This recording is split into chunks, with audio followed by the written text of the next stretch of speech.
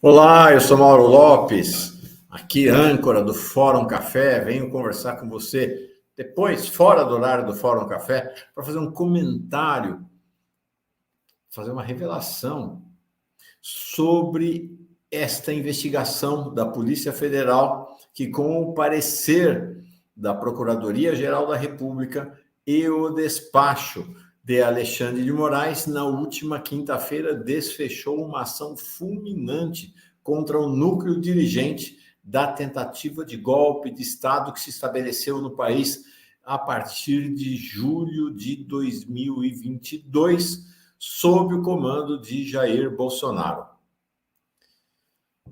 Vamos lá. Eu não consegui, de fato, encontrar, li os despachos todos, a lista dos 33 nomes das pessoas investigadas, das pessoas que foram alvo da ação da Polícia Federal. 33 é o número que acabou sendo divulgado como o número dos investigados, das pessoas investigadas ou das pessoas que foram alvo da ação da Polícia Federal. Eu cheguei a 29, na verdade, 27 alvos e mais 2 pessoas mencionadas no despacho de Alexandre de Moraes. Pode ser que eu tenha me enganado. Acho que não, mas, em todo caso, isso não faz grande diferença em relação ao nosso tema aqui. Paciência. Paciência, um segundo. Eu vou ler o nome das 33 pessoas. Vamos lá. Jair Bolsonaro. Valdemar Costa Neto. Das 29 pessoas, desculpa. Vamos de novo. Jair Bolsonaro, Valdemar Costa Neto, Braga Neto, Augusto Heleno, Paulo Sérgio Nogueira, Ailton Gonçalves Barros, Almir Garnier Santos, Tércio Arnold Tomás, Estevam Teófilo Gaspar de Oliveira, Amaury Feres Saad, Ângelo Martins de Nicole, Cleverson Ney Magalhães, Éder Lindsey Magalhães Balbino, Estevam Teófilo Gaspar de Oliveira, Guilherme Marques Almeida, Hélio Ferreira Lima, José Eduardo de Oliveira e Silva, Laércio Virgílio, Mário Fernandes, Ronald Ferreira de Araújo Júnior, Paulo Renato de Oliveira Figueiredo Filho, Sérgio Ricardo Cavalieri Medeiros, Anderson Torres, Felipe Martins, Marcelo Câmara, Rafael Martins de Oliveira, Bernardo Romão Correia Neto, Fernando Cerimedo, Mauro Cid. Você notou alguma coisa nessa lista? Chamou a tua atenção? A mim chamou. E eu fiquei muito impactado. Só tem homem nessa lista. Não há uma única mulher. Só homens. Alguém pode dizer assim, mas por que teria chamado a atenção? Vamos fazer o exercício pelo inverso? Se eu tivesse lido uma lista apenas com o nome de mulheres, como é que vocês acham? Como é que você acha que teria sido a repercussão na mídia? Qual teria sido a manchete de todas as mídias?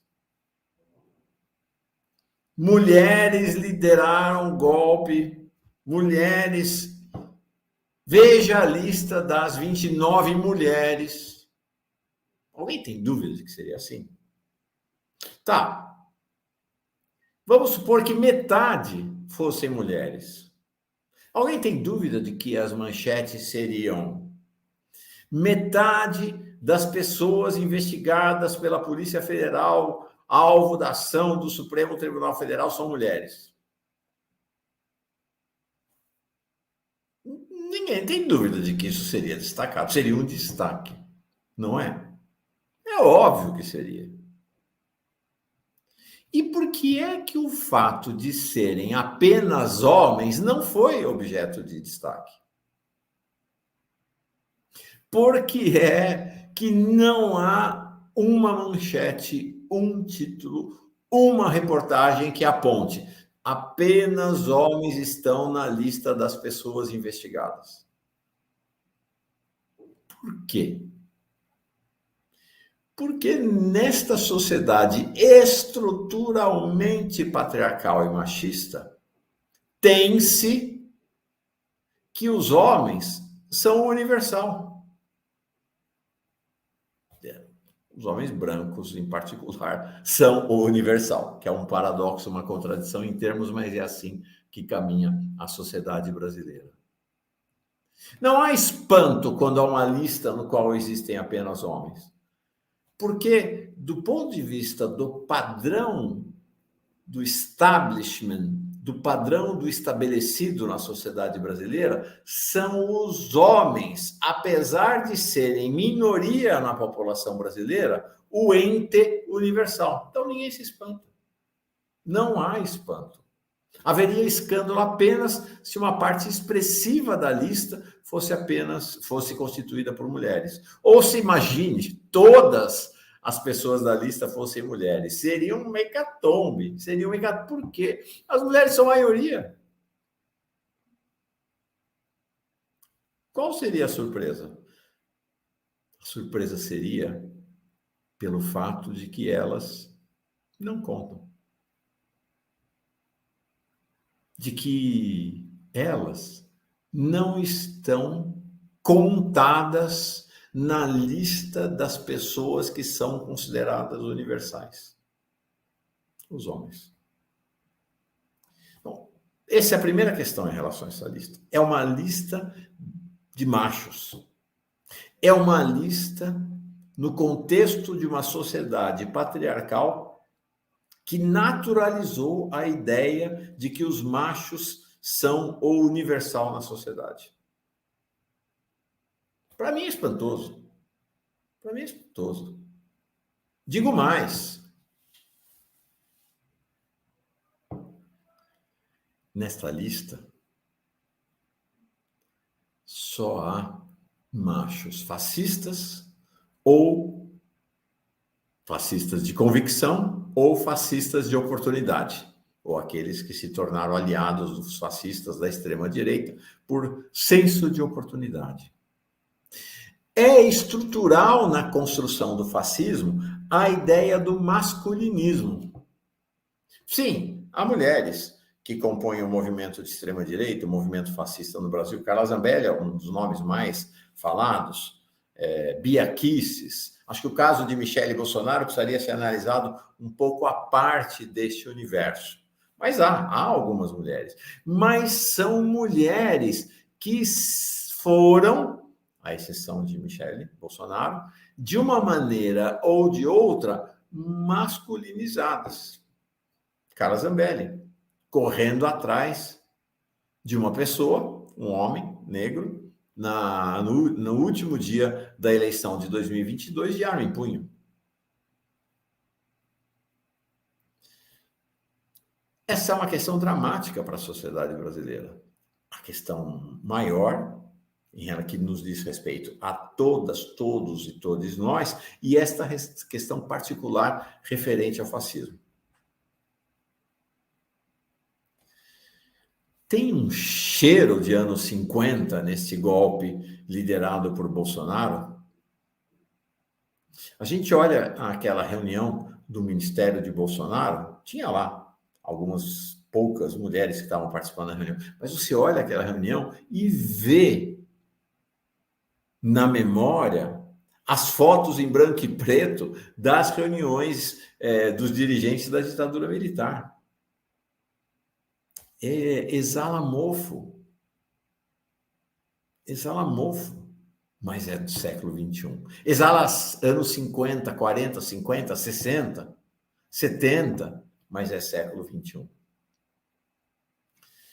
Essa parece uma questão fundamental, porque há uma questão de identidade, sim. Há uma questão de identidade. E a identidade diz respeito aos homens brancos.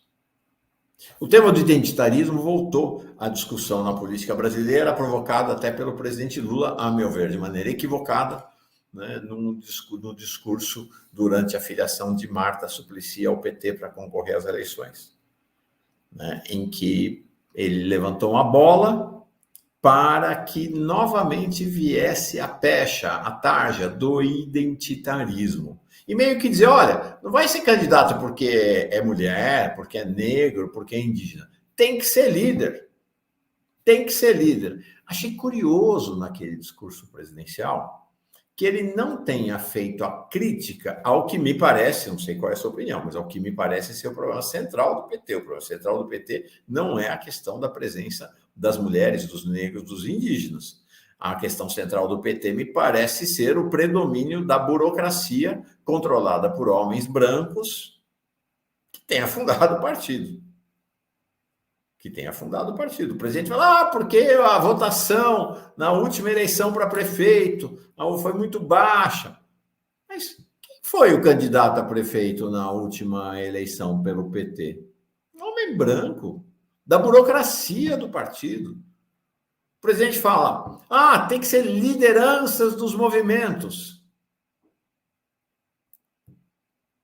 Gente, o Gilmar Tato é líder de algum movimento? E lá no Rio de Janeiro? Quaquá e Marcelo Siciliano. Parece-me que a questão do PT não são nem as mulheres, nem os negros, nem os indígenas. São os homens brancos que controlam a burocracia do partido. Isso está espalhado. Eu não vou falar dos partidos de direita, porque aí não precisamos nem perder tempo com isso.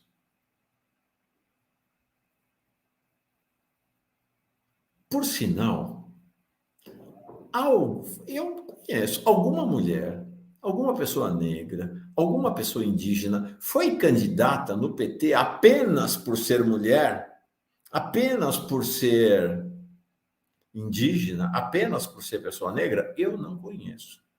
E digo mais, quem está imerso, quem acompanha o cotidiano dos movimentos sociais, pode dizer quem constitui a imensa maioria das lideranças dos movimentos sociais. Horas bolas, como se diria antigamente, são exatamente as mulheres, as pessoas negras, as pessoas indígenas, as pessoas LGBTQIAPN+. São elas as verdadeiras líderes, as grandes lideranças. Ademais, se a eleição para presidente da República nesse país fosse apenas masculina, ou seja, apenas os homens tivessem direito a voto, sabe quem teria ganho, né? Jair Bolsonaro. O presidente Lula só venceu a eleição por causa do voto feminino, por causa do voto preto, por causa do voto indígena. Por que um ataque exatamente àquela fatia do eleitorado que garantiu a eleição ao presidente Lula? Existe identitarismo? Claro que existe. Existe quem quer sobrepor a questão particular da identidade a quem quer transformar a questão particular da identidade universal. Mas este processo, este movimento, isso é feito pelos homens brancos, minha gente. Isso não é feito pelas mulheres, nem pelas pessoas negras, nem pelas pessoas indígenas. As mulheres não se pretendem universais a partir da sua identidade, nem as pessoas pretas, nem as pessoas indígenas. São os homens brancos. Quer a prova? Quer a prova? Esta lista dos golpistas. Esta lista dos golpistas só tem homens. E ninguém se espanta. Por quê? Porque os homens se pretendem, e a sociedade ainda lê assim, porque essa é uma sociedade estruturalmente patriarcal e machista, universais. Universais. O golpe que estava em marcha é um golpe macho, um golpe militar, um golpe feio, um golpe de gente que em gerações passadas estava nas salas de tortura, torturando. Um golpe que pretendia trazer de volta este tempo. Reabrir as salas de tortura. Claro, há salas de tortura abertas no país, em delegacias de polícia espalhadas por todo canto, nas prisões em todo canto. Estou falando, me referindo aqui às salas de tortura políticas, mas as há. E essa é uma característica também, né? Estou falando do Brasil. Alguém pode me apontar uma mulher que tenha sido torturadora? Alguém conhece? Passou a história do país o nome de uma mulher sequer que tenha sido torturadora?